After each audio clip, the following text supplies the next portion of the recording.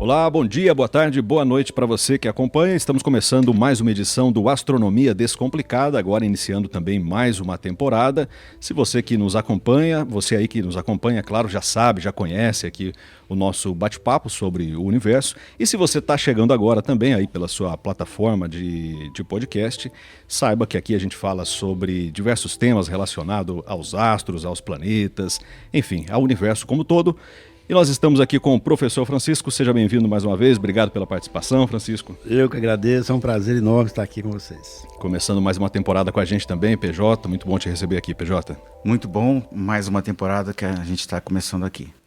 Muito bem, e o nosso programa não é nada sem ele, né? A nossa grande estrela, Lionel Andreatta, é o Lionel que explica pra gente aí os conceitos, que desmistifica tudo, né? Esses conceitos aí, faz a gente entender um pouquinho mais sobre o universo. Mais uma vez, muito obrigado, muito bom te receber aqui novamente, Lionel. Eu que agradeço, é sempre um prazer estar aqui, trazendo algumas informaçõezinhas para uns esclarecimentos, né? Muito bom. E o tema de hoje, eu lembro que em outros episódios a gente já tocou um pouquinho em uns subtemas disso aí, né? Nós vamos falar sobre as 4 forças do universo. Todo mundo decorou já? Quais são as 4 forças? Fala uma aí, Francisco. Gravitacional. PJ. Força fraca. Força forte e... Eletromagnética. Ah, já tá todo mundo afiado aqui. O Lionel vai explicar pra gente, então. Qual que a gente começa, Leonel? Tem uma aí que é introdutória, gravidade. que é a gravidade. Tudo começa com a gravidade. A mais fraca. A mais fraca de A mais todas, né? fraca é a gravidade? Gravidade é mais fraca. Olha, já estou aprendendo, eu achei que era a mais forte, era a Mais gravidade. fraca que a própria força fraca. Das 3 forças, a eletromagnética, a gravidade é a mais fraca. Olha só. A gravidade influencia muito aqui na nossa vida, né? Sim, Tudo com certeza, no universo, tudo. não é? Todo o universo. A força de gravidade, ela é muito acentuada, muito forte em grandes massas. Como você tem toda uma estrutura menores, né, as partículas, por exemplo, você não se encontra muito a gravidade ali. Até hoje eles procuram, né, como encaixar a gravidade dentro da quântica, né? Mas o universo em si, em grandes massas, buraco negro, estrela de nêutrons, galáxia, planetas, a gravidade ela é fundamental aí.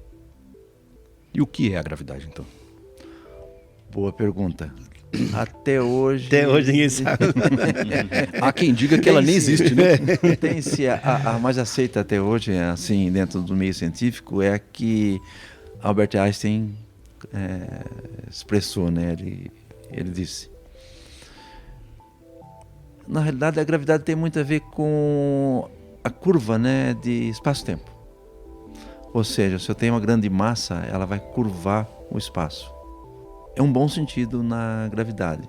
Se você colocar como gravidade, como na quântica, eles acreditam que existe uma partícula chamada graviton, que é responsável pela gravidade. Mas até hoje, teoricamente sim, mas dentro da matemática sim, mas na prática eles não sabem da partícula ainda. É porque quando a gente fala que a gravidade ela deforma o espaço-tempo, aí já é uma prova da existência dela. Sim. Mas não o que formou a gravidade. Sim. Né? Porque essas 4 forças, elas se nascem como? Porque é um processo natural, né? Mas de onde que surge essas... Porque essas 4 forças regem tudo no universo, né? Tudo no universo. Até a gente mesmo. Então, inclusive nós. Pois é. Principalmente nós. Né? Como é que é o processo inicial dessas 4 forças? Elas se originam como? Então, a força forte, a força fraca. Agora vamos mais ou menos passar uma pincelada aí na informação sobre o que é uma força forte e o que é uma força fraca. Certo. A força forte está ligada ao átomo. Ou seja, se eu tenho um átomo, eu tenho o próton, o nêutron e os elétrons. A estrutura de um átomo.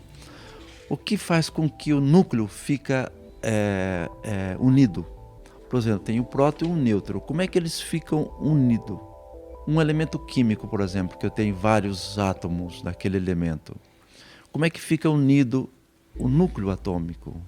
Pela força forte. É como se fosse um gancho que trava ali, segura ali essa força. Não deixa eles se separarem. Não deixa separar. A força fraca está ligado ao núcleo ao elétrons, que é uma força muitas vezes menor que a força forte. A eletromagnética é interessante, a eletromagnética que está na nossa vida direto. Porque imagina o seguinte, quando eu toco um objeto, por que meu dedo não atravessa o objeto? Força eletromagnética. Todo o campo de eletricidade, todo o campo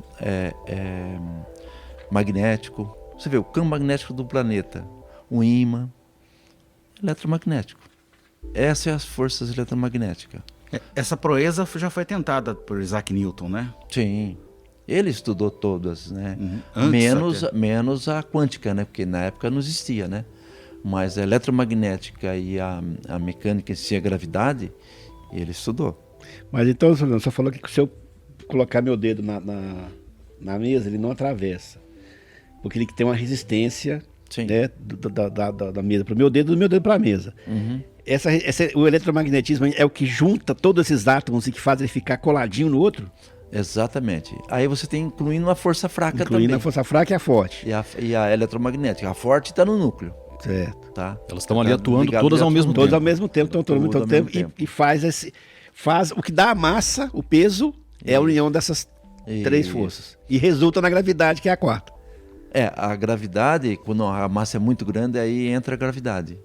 Até hoje, eles não conseguem entender, porque as quatro forças, você tem aí a gravidade, que é muito visível, né, nas grandes massas, né, no universo. No nível atômico, na quântica lá, não no nível atômico, a gravidade, hoje que estão começando a entender como que ela atua ali. Por enquanto não se tem uma prova realmente cabal, né, de que não, isso aqui é gravidade. Não. Na quântica, você vê a forte, a fraca e a eletromagnética. Mas o PJ falou do Newton, né, que foi, acho que um dos primeiros a estudar a gravidade. Depois a teoria de Einstein. A teoria do Einstein é uma teoria que complementa ou que se contradiz a teoria de Newton, né? Não, ele, de uma certa maneira, ele derrubou alguma coisa. Dentro da mecânica, dentro da matéria, Newton tem toda a razão. Só que em grandes massas, Einstein tem razão. Ou seja, complementou. Entendi. Entendeu? Agora, como é que, por exemplo, um exemplo que todo mundo pergunta, como é que a gravidade mantém coesa, por exemplo, entre a Terra e a Lua? Como é que pode estar no mesmo instante aqui e no mesmo instante lá? É interessante que Einstein, segundo Einstein, deforma-se o espaço e a massa, como a Lua é menor, ela orbita, né, dentro desse vale do espaço, a Terra.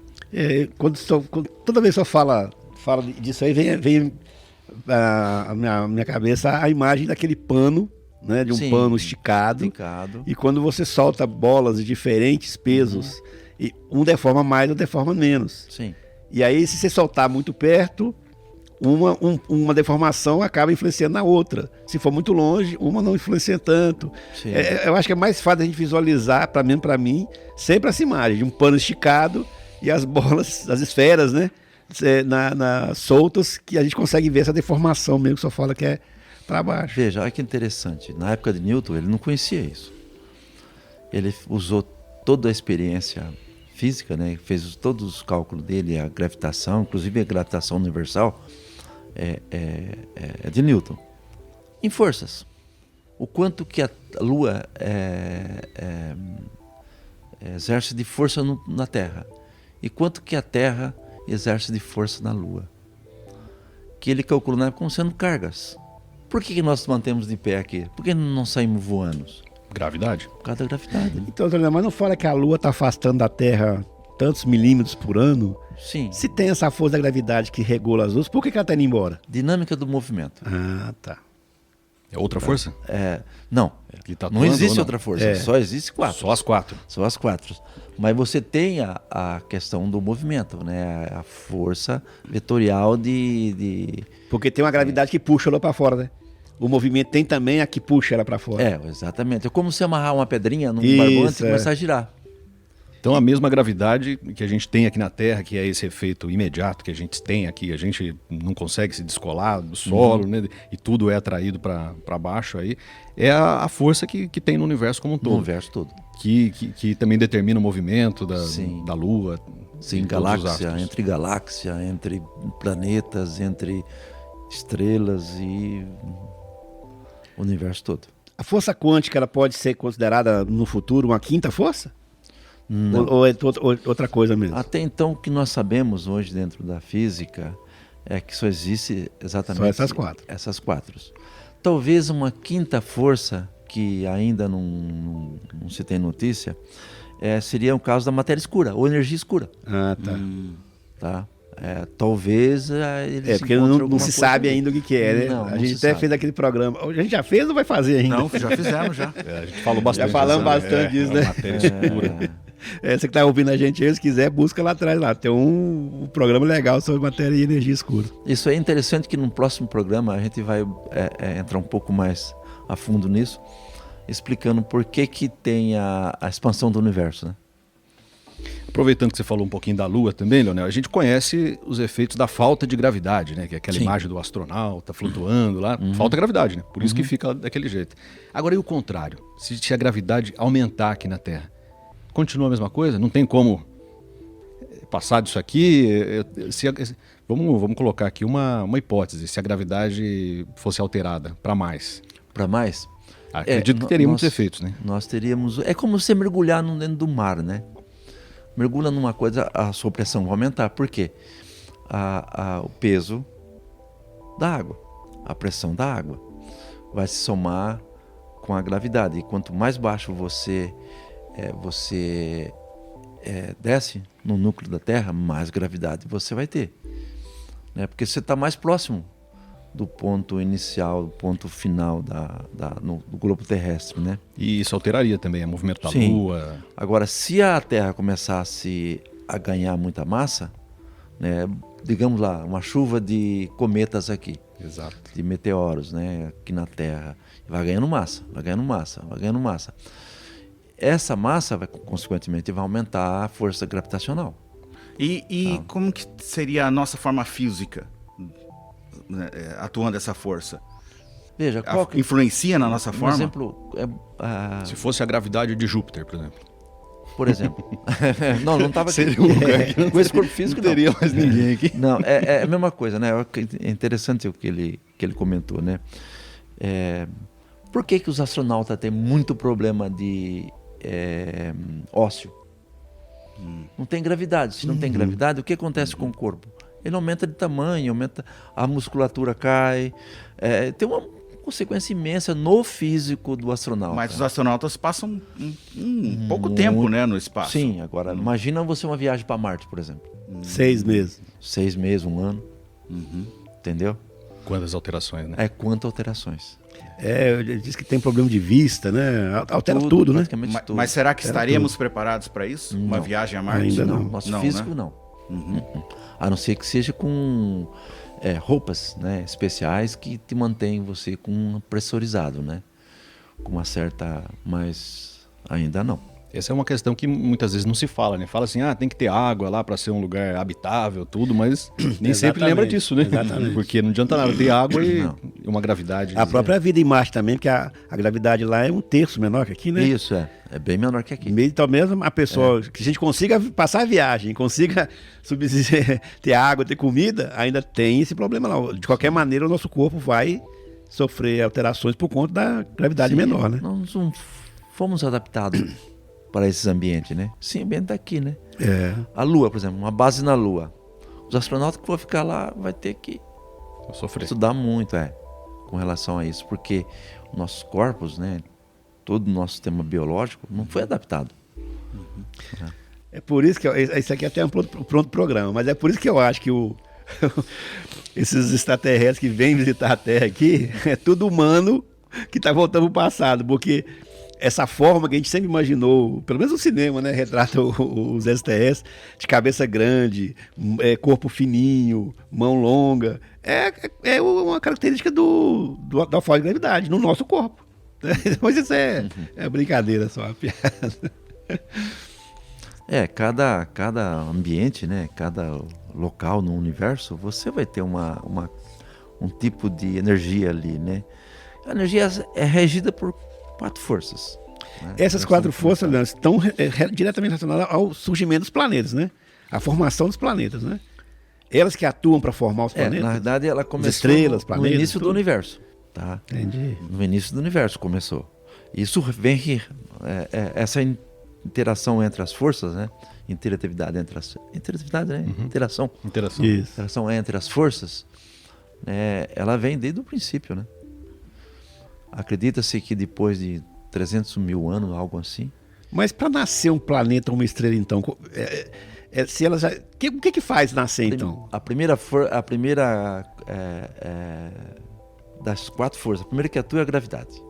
Aí, à medida que começa a juntar as poeiras, né? Vai se juntando, forma-se seixos. O que é seixos? São micropartículas pequenininhas, né? No máximo tamanho de um grão de arroz, mais ou menos, né? Que vai se juntando, vai se formando. Nossa. Aí a gravidade vai atuando cada vez mais. Chega um ponto onde você cria blocos, né? E esses blocos se juntam formando novos planetas. Ou quando se acumula mais ainda, forma-se uma estrela, né? E aí que vão surgindo as outras forças, então? Depois da gravidade? Exatamente. Porque a força já existe ali, porque eu tenho o que ali? Eu tenho os elementos químicos. Mas para a gravidade e esses seis se juntarem mais, tem que ter a rotação, né? Sim, sim. Não, é tudo dinâmica do movimento. Então, você vai rodando. E essa rotação, quem é que dá o estalo para começar a rodar? Porque tudo no universo, no momento que vai formar uma estrela, eu tenho que ter nos elementos químicos, todos os elementos químicos ali, ou parte dos elementos químicos. Depende da morte da estrela mãe. Por exemplo, se uma estrela ela não chegou a fundir ferro, ou seja, a massa dela era menor, ela vai emitir muita matéria? Não vai. Mas para se formar um planeta ali, eu não tenho todos os elementos químicos acima, mais pesado que o ferro. Para que tenham todos os elementos, eu tenho que ter uma morte súbita. A estrela tem que ter uma morte súbita. É a supernova? A supernova. Tem que explodir. Tem que explodir. Para ter elementos depois do ferro. Certo. Ou seja, quando se começou a formar os seixos, eu tenho que ter os elementos químicos ali. Então a força forte já está ali. Entendi. Entendeu? A fraca já está ali também. Aí o que faz a atuação realmente é a gravidade. Na junção disso. E os movimentos, né? Senhor Léo, quantas estrelas tem na nossa galáxia? Boa pergunta. 170, 180, não sei exatamente o momento agora. Bilhões de estrelas. Então, como é que... Se o senhor está falando da complexidade de formar uma estrela, como é que essa força, gente, né? Para formar esse tanto de estrela? Sim. Como é que pode o negócio? Só na nossa galáxia. Só na nossa galáxia. Imagina quantas galáxias tem. Nossa, mãe. Mais que a quantidade de estrela que tem na nossa galáxia. Que isso? Estou falando em galáxia. Muita coisa. Muita coisa. É interessante que, veja, nosso corpo físico, não estava comentando agora, que sobreviver em outros planetas, em outros satélites, né? Satélite pela gravidade. A gente tem muito problema com a gravidade. Imagina que nós temos no nosso sistema biológico, nós temos todos os elementos químicos. A pergunta é, de onde veio tudo isso? Na formação da estrela. Da estrela que explodiu lá atrás. Então, para nascer uma estrela nova, uma tem que ter morrido antes. Sim. É a dinâmica do universo. Agora, não sempre, né? Porque você pode ter formação de nebulosas de outras maneiras. Não só na estrela que morreu, né? Essa é uma das formas. Por exemplo, eu tenho o Órion. Órion é uma nebulosa de Órion, é uma quantidade imensa, é uma nebulosa muito grande. Ali é um berçário de estrela, estão nascendo estrelas a todo momento ali. Lógico que um tempo do nascimento de uma estrela é milhões de anos. Uhum. Tem muitos gases em Órion, não tem? Tem muitos gases. Gases, poeira, partículas. E isso foi resultado de uma estrela que deve ter explodido lá bilhões de anos atrás. Esse caso é um pouco diferente. Aí já veio de formação da nossa própria galáxia. Não foi por explosão. Não. Foi na nossa própria galáxia. Porque uma estrela dá formação para milhares de estrelas, uma nebulosa, ou seja, tem uma estrela principal. Então tem vários jeitos aí de surgirem as novas estrelas, né? No início da nossa galáxia, ficou a nebulosa lá ainda, e a nebulosa que está dando ainda o nascimento de novas estrelas, tá? Então, essa força eletromagnética, o eletromagnetismo, é o mesmo do campo eletromagnético da Terra que nos protege do Sol, não é isso? É a mesma força? Sim, exatamente. E no outro programa eu lembro que o senhor falou que ela surge da rotação do nosso núcleo. Isso, o núcleo com magma. Núcleo com magma. Isso. Mas a estrela, o Sol, também tem eletromagnetismo, né? Todos os outros têm, né? Sim. E como é que é? De onde que vem esse eletromagnetismo lá no Sol? Porque o nosso é do nosso núcleo de ferro com magma. E no Sol, nas estrelas ou outros planetas? O magnetismo do Sol é coisa extremamente violenta. É um negócio muito interessante. E eles estão estudando até hoje, mandaram sonda para lá para verificar exatamente o que acontece com a parte magnética do Sol. Essas correntes no magma, vamos pensar aqui na Terra agora, essas correntes de ascensão que sobe do núcleo para a superfície, no magma, com o movimento dessas correntes, você cria, para explicar um pouco mais simples para que possamos entender melhor. Eu tenho um fiozinho, se eu tenho uma corrente passando por esse fio, tá? Uma corrente elétrica. O que é corrente elétrica? É uma corrente eletrônica, de elétrons. Para mim ter uma corrente eletrônica, eu tenho que criar um potencial, uma diferença de potencial entre as pontas do fio. Quando a corrente passa, né, que eles chamam de DDP, diferença de potencial, tá? Uma tensão mais, uma tensão menos aqui. Então, uma corrente eletrônica. À medida que essa corrente eletrônica passa, ela automaticamente já cria o campo magnético no átomo do cobre. Então, onde tem eletricidade, vai ter o eletromagnetismo. Sim. E você consegue medir isso aí? Consegue. Antigamente eles achavam que eram forças diferentes, a elétrica e a magnética. Mas hoje se entende com uma força só, eletromagnética. É isso que acontece no Sol. Então, mas consegue se medir hoje ou na antiguidade já se media também? Não, já lá atrás os cientistas já faziam, Maxwell, por exemplo, já sabia. A Coulomb, que as unidades é dada em Coulomb, que foi o cientista que mediu a corrente. Então, essa pergunta sobrevém outra que eu vou fazer para você. Sim. Nós falamos muito de Einstein. Sim. Nós falamos muito também de Isaac Newton.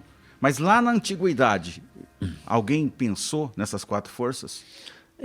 Sócrates, né, já pensava no partícula muito menor, que era a matéria, era composta por partícula muito pequena. E da onde mas ele não isso? conhecia ainda o átomo. Nessa época, não se sabia.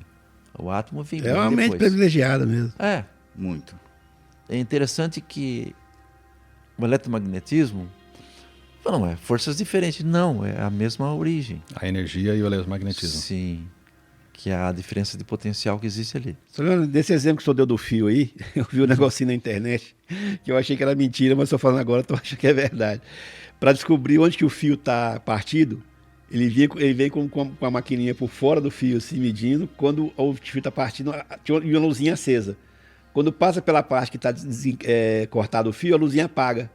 Então é esse princípio que o senhor está falando aí? Sim, é esse princípio. Ele consegue medir esse eletromagnetismo ali? Na prática eu fiz muito disso. É mesmo? Eu pegava o osciloscópio, pegava a forma de onda do osciloscópio e eu injetava uma corrente alternada no fiozinho que eu imaginava que...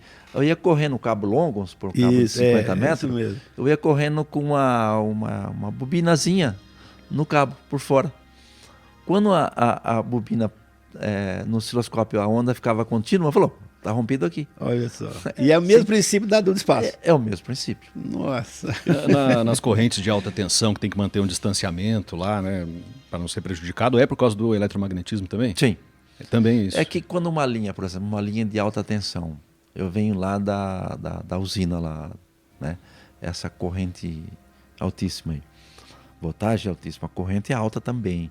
Porque tudo é baseado na potência. de consumo. A potência está ligada diretamente à voltagem com a corrente.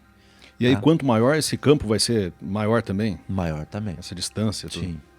Tanto é que é muito perigoso, por exemplo, um pessoal que mexe com alta tensão, nessas linhas de rua aí de 13 mil volts, 13 mil e poucos volts. Por exemplo, eles vão lá, desliga a linha. Eles vão colocar a mão ainda não. Eles jogam um aterramento na linha. Porque a própria linha cria um campo magnético e esse campo magnético cria um campo elétrico e dá uma corrente.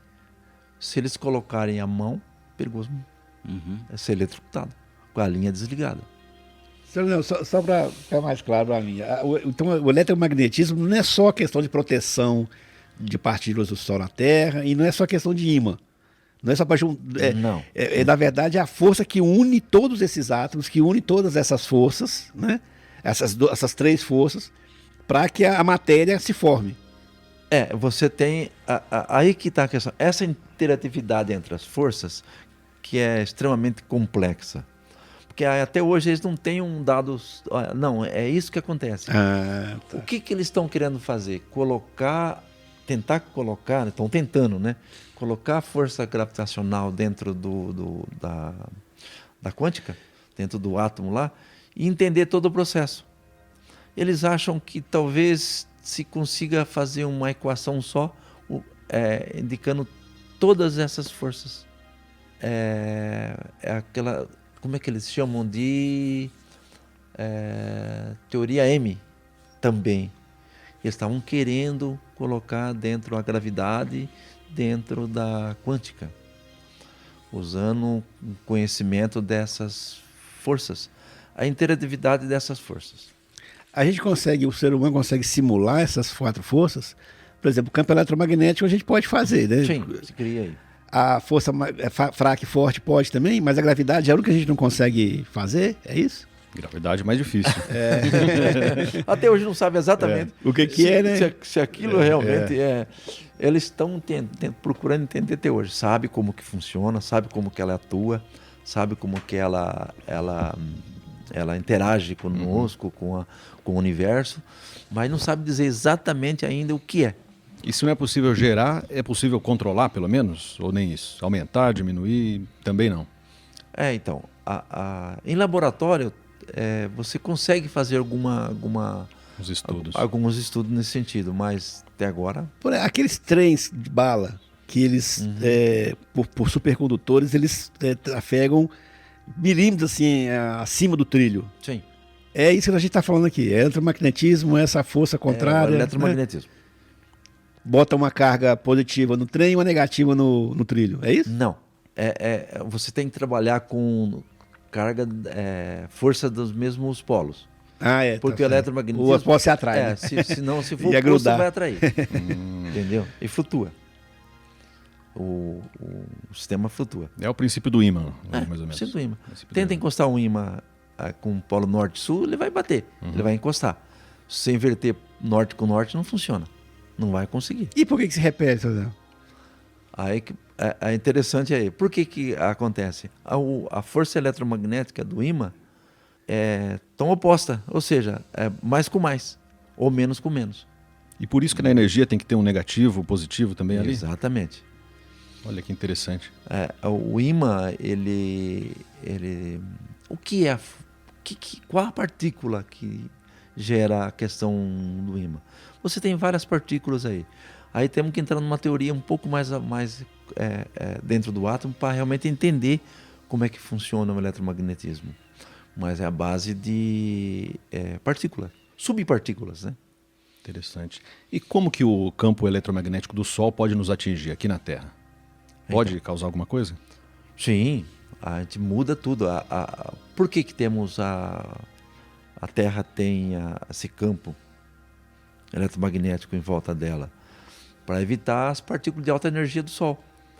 Né? Quem cria essa emissão de plasma, né? Emissão de massa coronal, que eles chamam, né? Do Sol, é os campos eletromagnéticos. E quando ela tem essa De novo no cinema, né? Mas quando muda o polo magnético da Terra, porque parece que de tempos em tempos muda, né? Inverte. Sim. O polo sul e o polo norte. Por que dá essa inversão? E a gente não sente nada, não acontece nada? É a previsão do 2012 lá do filme, né? Que ia acabar o mundo todo. A grade não acabou, não, mas a gente não sente essa mudança? Provavelmente vai sentir. Você vai perceber em algum lugar, tá? Com certeza, pássaros, animais que se orientam através do campo eletromagnético da Terra, vai perceber, eles vão sentir muito mais. Nós temos essa sensação de que algo se mudou. Agora, exatamente o que acontece... E por que muda, senhora não? Por que tem essa inversão? Aí também tem não sabe também. Trocentas teorias aí, mas ninguém sabe exatamente por quê. Uns dizem que está ligado com forças externas a nós, né? Digamos, um outro planeta, um outro... né? Outros dizem que estamos ligados à questão do núcleo da Terra, o movimento do magma, do núcleo. É difícil dizer. Ô, Leonel, os neutrinos, como é que eles atuam nessas 4 forças? Não, o neutrino, Não atua? o neutrino é uma subpartícula. Ele é o resultado de uma coisa mais ainda avançada, que seria as cordas, né? Que é uma partícula muito pequena, que está ligada à Então, questão nessas do 4 átomo. forças, eles não atuam. Não, ele na realidade, o que é o neutrino? O neutrino, ele está dentro do átomo. Milhares e milhares e milhares de neutrinos passam por você nunca vai sentir. Porque a partícula é tão pequena que atravessa você como se fosse nada. Entendeu? E a gente recebe esse banho de neutrino o dia inteiro, todo, né? todo momento. E eles construíram sensores para esses neutrinos. A dúvida anterior era se neutrino tinha massa ou não. Porque os neutrinos, né, são partículas extremamente energéticas e é muito pequena. É muito pequena. Eles colocaram sensores em piscinas, né? Grande, embaixo de morro, de cavernas, para poder perceber essas variações, essa quantidade de neutrino que chega. Na verdade, eles não vê o neutrino, mas sim o rastro que ele deixa. O caminho dele. O caminho dele. Tá. Leonel, eu queria falar um pouquinho sobre a força fraca. Parece que ela está mais ligada à radioatividade, então? A fissão nuclear, Decaimento. A fusão nuclear, seria Sim, isso? Decaimento. O decaimento é uma consequência da força fraca. Entendi. Tá? Então tudo que envolve energia nuclear tem que trabalhar essa força, a força Sim, fraca. Está ali. Tudo que átomo está ali. É nesse campo. A força força fraca. A força forte já é outro... A força forte é essa coesão que acontece, nessa essa ligação entre o próton e o nêutron. Porque como é que é o átomo? O átomo, você tem o elétrons, você tem o núcleo, tá? O próton e o nêutron. O próton, você tem dentro deles pequenas partículas, chama quarks. No nêutron, você tem partículas dentro, quarks. Desses quarks, você tem uma subpartícula dentro ainda, dos quarks, tá? Que aí você tem e dentro dessas subpartículas, tá? Você tem, hoje, eles chamam que existe um processo de cordas. Por isso, da teoria das cordas. Aí, num próximo programa, que você vai entender. No próximo vamos falar muito sobre essa teoria. A questão, né? dos multiversos, né? Entendeu? Mas o átomo em si é assim. Agora, é interessante, mas peraí. O oxigênio, o hidrogênio, o carbono, como é que fica? Estou falando próton e nêutron. Entendeu? A união dos prótons e nêutrons, dos átomos, que se forma o elemento. Mas o átomo é isso. Tem um monte de subpartículas, um monte. Hoje, recentemente, não faz muito tempo, descobriram o bóson de Higgs, né? É uma outra subpartícula. Tem um monte de subpartícula. Como é que eles fazem para entender? Imagina, você quer entender uma laranja sem abri-la. Como é que você faz? Eles pegam, bombardeiam, né, as partículas com alta energia, fazendo com que ela circule, né, dentro do HLC lá, o oscilador nuclear, e se chocam essa partícula. Na verdade, eles não estudam a partícula em si, mas o rastro que ela deixou. Eles têm uma câmera, né, como se fosse um microscópio ali imenso, pelo rastro que as partículas deixaram, eles vão estudando. Tanto é que eles provocam uma colisão. Eles levam meses, até anos estudando aquela colisão. Entendeu? Para ver o que tem ali. Muito interessante. Agora, a ferramenta mais poderosa que temos até então é uma coisa muito interessante. Matemática. Vamos ver um exemplo muito tranquilo, fácil de entender. Eu tenho um movimento do planeta lá que não está legal. Não é o movimento que ele tem que fazer. Tem alguma coisa interferindo. Alguma força está atuando. Alguma força está atuando aí. Aí ele começa a calcular pelo movimento, usa matemática. Opa, peraí. Então eu tenho tal força para isso acontecer lá. Foi assim que descobriram Plutão, entendeu? Pela matemática antes.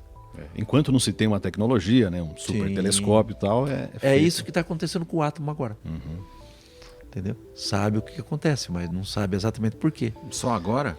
Agora, estamos gatinhando. Estamos gatinhando no conhecimento da ciência, né? Ainda. Porque tem muitos fenômenos que acontecem dentro da eletricidade. Que hoje vivemos na eletricidade. Tem fenômenos que não entendemos até hoje. Que está ligado à questão quântica. Até a eletricidade nós não dominamos completamente. Não, então. de modo algum. De modo algum. É por causa da questão quântica? Sim. Ligado à eletricidade. Sim, Tem fenômenos que acontecem dentro do eletromagnetismo, né? Que nós não entendemos. Eu acho que uns grandes estudos daqui para frente vai ser tudo em cima do eletromagnetismo. Vai ter muita descoberta fantástica aí nessa área. Né? Já avançamos bastante, né? Mas ainda tem muito. Falta muito. Se a gente avaliar o quanto avançou a medicina, as pesquisas, né? Tem alguma geral, descoberta aí que tecnologia. você sabe e não pode passar pra gente? Pode adiantar um pouquinho, né? Dar um spoiler. Não, eles não divulgam. Não, eles só divulgam quando bateu o martelo. Não, é assim que é. Pois é que eu acho esse paradoxo interessante, porque todo esse avanço tecnológico, né, até a própria palavra avanço, dá a entender, está ligado a ela, que a gente está indo numa direção para frente, né? Sim. Mas quando a gente pega toda essa tecnologia e leva para estudar o espaço, o que a gente faz é estudar o passado. Né? É muito interessante isso, porque a gente está olhando para trás. Quando bota o James Webb, que ele fotografa uma galáxia de 32 bilhões de anos atrás, a gente está olhando para o passado. Sim. Mas precisa de um avanço tecnológico para poder olhar para trás. Olha que interessante. Né? Como se a gente estivesse cada vez inventando um retrovisor melhor. Tudo que a gente conhece do universo hoje é algo que já aconteceu, né? Não é o que está acontecendo. Exatamente. Talvez o que está acontecendo nesse momento é algo de diferente do que a gente conhece. Pode até usar esse conhecimento para prever o futuro. Né? A gente sabe o que vai acontecer com o Sol daqui 4 bilhões de anos, que ele vai engolir a Terra, por causa do que ele conheceu no passado. Mas tudo isso vem desse avanço tecnológico que a gente tem que criar para poder olhar para trás. Agora, o que nos limita? A pergunta é, o que nos limita? A luz. Então o Einstein tinha razão, né? O que nos limita é a luz. Ou seja, nós não conseguimos enxergar nos limites do universo. Ou seja, qual que é o limite? 13.4, 13.5. Então quer dizer que dali para frente pode ter escuridão. Sim. E existir alguma coisa que está lá, mas a gente não consegue ver porque não tem luz. Isso que o senhor comentou agora, isso é uma das hipóteses dos multiversos. Olha só, então vamos pôr o programa logo. Entendeu? O que tem depois da borda do universo? Olha só. Entendeu? É muito interessante. Porque eles estão querendo saber exatamente o que tem depois, né? Mas como é que vai enxergar se não tem luz? Então, é essa a questão. Nós vamos ter que ir lá para ver, ué. Então, tem que construir um novo equipamento diferente de agora, tudo. Eu faço uma questão aqui. Mas se tem outra fonte de luz? Vindo da onde? De outros pontos do universo maior. Entendeu? Mas, Leonel, e tem essa questão, né? A gente está vendo hoje, que a gente estava falando aqui, o que foi uma luz que foi emitida há tanto tempo, né? Se tem uma luz que está tanto tempo que foi emitida que não chegou até nós aqui, a gente não tem conhecimento por isso. Porque está tão longe assim. Isso, não chegou ainda. Pode acontecer. Pode, é desconhecido por isso, por causa do Sim. tempo. Que... Exatamente. Eu não sei se a gente está indo para outro tema, né? Mas essa foto que o James Webb tirou de uma galáxia de 32 bilhões de anos. Se o universo tem 13, como é que ele tirou uma galáxia que tem 32? Aí tem todos uns critérios que eles usam. Por exemplo, o diâmetro do universo hoje. Se o senhor pegar, por exemplo, 13,4 bilhão de anos, a impressão que dá fala, não é assim, mas pode ter visto antes. Entendeu? Então essa idade pode estar meio complicada aí. Esses Não, 3 a bilhões. idade, você tem duas ferramentas importantes aí, que são os raios cósmicos e as ondas gravitacionais. A outra. Então as idades. O pessoal pode errar, pode, mas é coisa de. Mas então eu não milhões de entendi anos. ainda como é que o universo tem 13 bilhões e o James Webb viu uma galáxia que tem interessante, 32 né? bilhões. Mas é possível sim, saber. Não pela luz direta, né? Então tem outras ferramentas ali. Tem outras ferramentas, Que são raios cósmicos e ondas gravitacionais. ondas gravitacionais. Sim. É um mundo muito doido. Quando você entra nessa área, é muito interessante. Hoje, cientistas do mundo inteiro estão quebrando a cabeça, estão tentando resolver, mas está difícil. Tem um monte de teoria, né, dessas questões. Milhões e milhões de dólares, né, para construir o LHC lá. Estudar o átomo. O quê? Estudar o átomo. Não, O LHC. LHC. LHC. Senhora, essa galáxia de 32 bilhões de anos não pode ser uma prova, uma pista exatamente de um outro universo? Ela não pode pertencer a um outro universo? Então, aí que está a questão. Imagina o seguinte. Você tem um centro. Por exemplo, vamos considerar uma hipótese, a Terra como um centro do universo. Tudo que tiver a 13,7 bilhões de anos daqui, eu consigo enxergar. Mas não o universo todo. Então, deixa eu ver se eu estou entendendo. Dá um exemplo do que está passando aqui na cabeça. Eu crio um instrumento que eu consigo... A cidade de São Paulo é o meu universo visível. Certo. Eu crio um instrumento que eu consigo ver cada pontinho de luz ali. Certo. Mas depois do limite da cidade, tem uma parte escura que eu não consigo ver. Sim. Mas logo depois tem Campinas. Sim. Aí vai que um dia eu consigo inventar um aparelho que eu consigo ver além de São Paulo, eu consigo ver Campinas. É isso que nós estamos falando? Então, imagina o seguinte.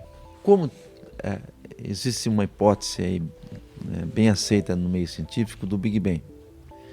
Estou falando não estou falando a ciência não. Pessoal, me desculpa aí. Mas eu acredito que não teve o Big Bang. Entendi. Foi uma outra fonte, uma outra coisa que não sabemos ainda. Mas imagina o seguinte, você expande. Imagina uma bola de... Um balão, uma bexiga. Uma bexiga. Você vai soprar ela. Com bastante pontos que você anotou na bola. Ela vai se expandir. Mas não é bem assim que funciona um universo. Se você pegar na borda do universo, sim, é assim que funciona. Mas imagina você pegar um elástico e anotar alguns pontos no elástico e puxar o elástico. Aonde que a velocidade é maior? Nas bordas. Vai se distanciar mais. Vai se distanciar mais as bordas. Imagina uma galáxia que foi vista a 6 bilhões de anos-luz daqui. Aonde essa galáxia está agora? Agora eu estou entendendo. Entendeu? Porque agora essa de 32 bilhões pode estar na borda. Sim. E como ela vai mais rápida do que a gente aqui, o Sim. tempo de visualização dela... Agora eu entendi. Isso tem uma expansão. Né? Hubble descobriu entendeu mais ou menos a expansão. Só que essa expansão não bateu exatamente o valor ainda correto. Altera. Foi feito várias experiências dentro das ondas gravitacionais, do desvio para o vermelho, né? Vários métodos usaram. Eles não chegaram num consenso ainda correto da velocidade de expansão do universo. E ela não é a mesma então, né? Não é a mesma. Ela pode ser constante na borda, mas não é a mesma velocidade. Não, até é a mesma. Quando você entende como tendo um ponto de referência. Tá? Como um referencial. Que é o C do universo. Então, aí Não tem um onde você consenso está. ainda. Não tem um consenso. Não tem o fim do universo, né? Entendeu? Tema próximo. No próximo programa. Ok. Mas as 4 forças principais, nós temos essa interatividade, né? Tudo você enxerga essas 4 forças atuando no universo todo, dentro do Sol, no núcleo do Sol, na superfície do Sol, em tudo. Só deu um tema para um outro programa aí, hein? Além desse do multiverso nós vamos fazer, a gente podia fazer se o Big Bang existiu. Também. Eu acredito, bom, meu caso. Isso, vamos discutir isso aí. Vamos- Vamos discutir isso aí. Qual seria a origem, então, se não foi o Big Bang, né? Olha, Cenas Não, do mas próximo capítulo. não Cenas neste do próximo episódio. capítulo. por quê? É um negócio interessante, né? Você vê a questão das galáxias, né? Não se tem como se formar uma galáxia, pelo menos dentro da nossa teoria científica hoje, em formar galáxia em tão pouco tempo. Uhum. De onde veio essas galáxias? Né? Será que não é um buraco negro? Nós estamos dentro de um buraco negro? Nossa. Será? Só que não, esse universo nosso não saiu de um buraco negro? Será que uma galáxia consegue sair do universo e vir pro nosso? Doutor Estranho. Tudo pode Opa, acontecer. no próximo...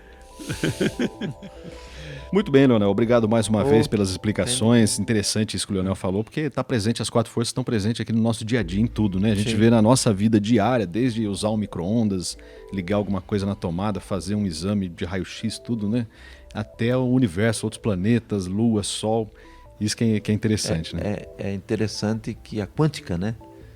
Hoje todos os equipamentos eletrônicos estão dentro da quântica. E vamos falar muito sobre quântica no próximo episódio. Muito obrigado, Leonel, obrigado, PJ. Obrigado a todos e até a próxima. Até a próxima pessoal. também, Obrigado a professor. vocês. Encerramos aqui, esperamos você no nosso próximo episódio.